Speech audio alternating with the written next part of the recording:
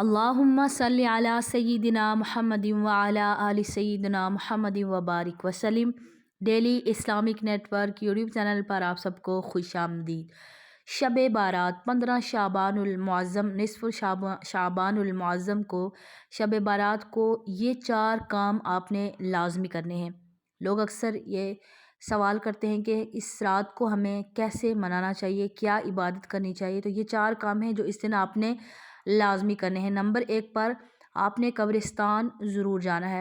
آپ اپنے پیاروں کی قبروں پر جائیں، جا کر بزرگوں کی قبروں پر دعا کریں، فاتحہ خوانی کریں۔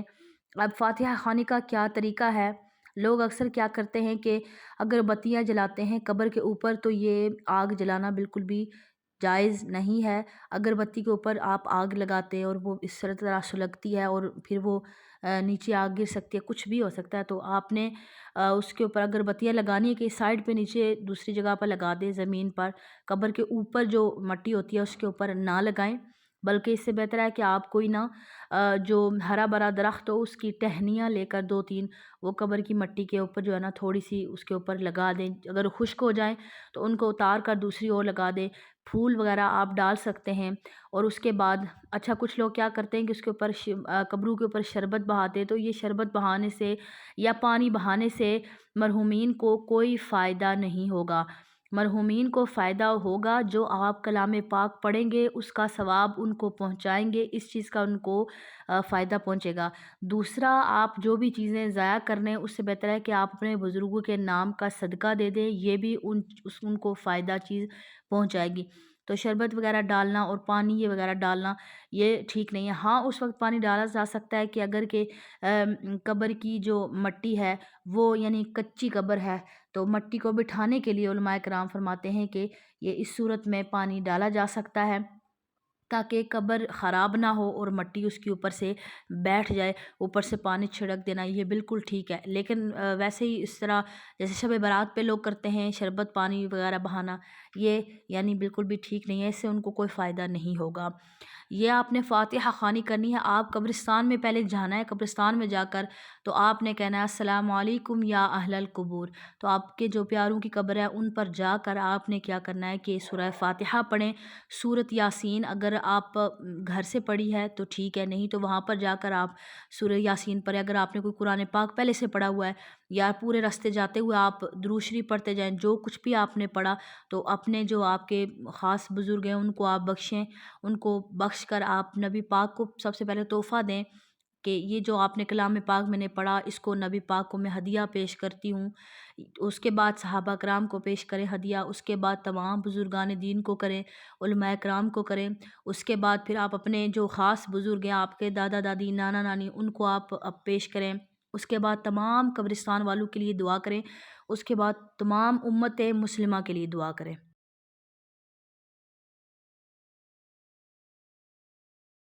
نمبر 2 پر آپ نے کیا کرنا ہے، اس دن آپ پوری کوشش کریں کہ اس دن روزہ رکھیں۔ لوگ پریشان ہو جاتے ہیں شاید یہ روزہ رکھنا ضروری ہے، فرض ہے، واجب ہے۔ نہیں، یہ فرض واجب نہیں ہے آپ پر۔ ہاں، اگر کسی نے منت مان لی کہ میرا یہ کام پورا ہو جائے، شب برات کا میں نے روزہ رکھنا ہے، تو پھر اس پر لازمی ہو جائے گا روزہ رکھنا۔ لیکن اگر کسی نے منت نہیں ماننی تو پھر یہ نفلی روزہ ہے، آپ رکھیں، آپ کو بہت زیادہ اس کا اجر و ثواب ملے گا، اور جو نہیں رکھے گا اس کو گناہ نہیں ملے گا، لیکن ضرور رکھنا چاہیے۔ پورا سال ہم لوگ جو ہے اسی طرح گزار دیتے ہیں، تو ایسے یہ مواقع ہوتے ہیں تو روزہ رکھ لینا چاہیے، پورا اہتمام کرنا چاہیے اس کے روزے کا، اور دعا کا اہتمام کرنا چاہیے تاکہ اللہ تبارک و تعالیٰ ہو سکتا ہے اس کی برکت سے ہماری مغفرت فرما دے۔ تو نمبر 2 پر آپ نے روزہ رکھنا ہے۔ نمبر 3 پر صلاۃ التسبیح کی نماز ہے، جس کا ثواب اتنا زیادہ ہے کہ اگر کسی انسان کے گناہ سمندر کی جھاگ کے برابر ہوں تو اللہ تعالیٰ ان کو معاف فرما دیتا ہے، سبحان اللہ۔ تو یہ 4 رکعت والی نماز ہے، تسبیح کی نماز جس کو کہا جاتا ہے۔ اس کا مکمل پریکٹیکل طریقہ اسلامی بہنیں آپ میرے چینل پر دیکھ سکتے ہیں، مکمل ویڈیو صلاۃ و تسبیح کے بارے میں موجود ہے۔ نمبر 4 پر آپ نے اس رات کو نوافل کی کثرت کرنی ہے، نفل پڑھنے آپ نے۔ صلاۃ الخیر ایک نماز ہے جس میں 100 نوافل ہوتے ہیں اور ہر رکعت میں سورہ اخلاص پڑھی جاتی ہے، تو آپ یعنی 20 رکعت آپ نے پڑھی آپ اس کے بعد تھوڑا ریسٹ کر لیں، آپ کھانا وغیرہ کھا لیں، اس کے بعد آپ تسبیحات پڑھ لیں، یعنی آپ ریسٹ کر کر کے بھی پڑھ سکتے ہیں، پھر دوبارہ 20 پڑھیں، پھر دوبارہ 20، اسی طرح کر کے تو آپ نماز پڑھ سکتے ہیں۔ انتہائی آسان ہے اور بیٹھ کر بھی پڑھ سکتے ہیں۔ صرف اس میں یہ ہے صلاۃ الخیر آپ کہیں گے تو اس میں یہ ہوگا کہ ہر 2 نفل کے بعد آپ اللہ تعالیٰ سے اپنے لیے کسی حاجت کے لیے دعا مانگیں گے تو آپ کی وہ حاجت بزرگان دین فرماتے ہیں کہ ضرور پوری ہوتی ہے۔ اچھا، جو یہ بزرگوں نے ہمیں باتیں بتائی ہوتی ہیں انہوں نے اس پر پہلے عمل کیا ہوتا ہے۔ لوگ کہتے ہیں کہ اچھا یہ کس کتاب میں لکھا ہے، یہ کس جگہ پر لکھا ہوا ہے، یہ کہاں پر ہے۔